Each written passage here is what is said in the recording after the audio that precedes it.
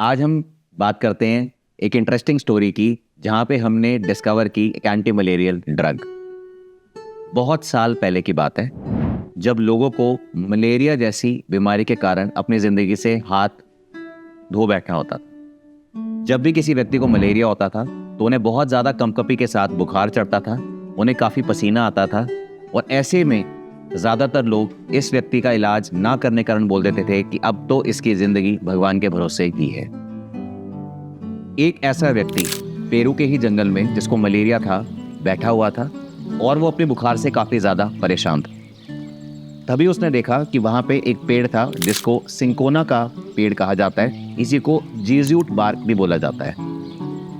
तालाब के पास का कुछ पानी उस पेड़ के संपर्क में आने के कारण वहाँ पे इकट्ठा हो गया। जिस व्यक्ति को बुखार था उसे काफ़ी प्यास लगी। उसने वो थोड़ा सा पानी पी के देखा तो उसे लगा कि पानी बहुत ज़्यादा कड़वा है, लेकिन बेचारा क्या करता।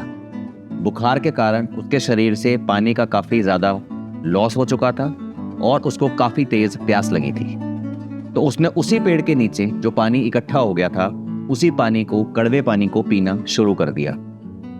लेकिन कुछ ही घंटों के बाद उसने महसूस किया कि उसकी कंडीशन काफ़ी ज़्यादा बेटर हो गई।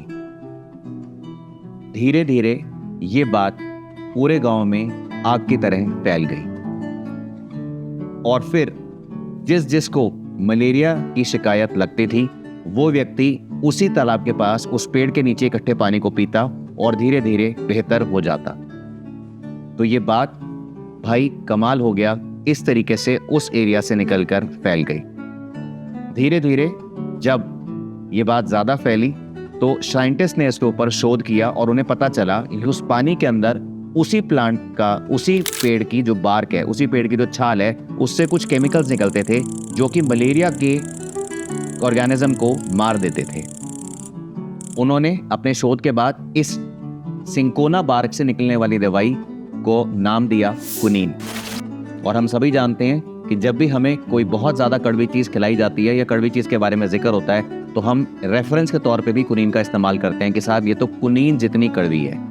लेकिन जीवन का सत्य, और जो कि कटु सत्य भी है, कुछ चीज़ें जो कि शायद मीठी ना हो या फिर कड़वी ही हो, पर आपकी सेहत के लिए, आपकी जान के लिए वो बेहतर हो सकती हैं। तो ये कड़वे पानी का स्वस्थ होने वाला सिर्फ उस व्यक्ति की देन था जो पेरू के जंगल में उस दिन बैठा। तो आज और आप और हम अगर एज अ कॉमन पर्सन या एज अ डॉक्टर मलेरिया से लड़ाई कर पा रहे हैं, तो ये कहानी हमें याद दिलाती है कि कभी कभी हमें थोड़ा सा जीवन में रिस्क लेना पड़ता है, कभी कभी हमें थोड़ा सा कड़वा घूंट पीना पड़ता है, ताकि लंबे समय तक हम लोगों का भला कर पाए।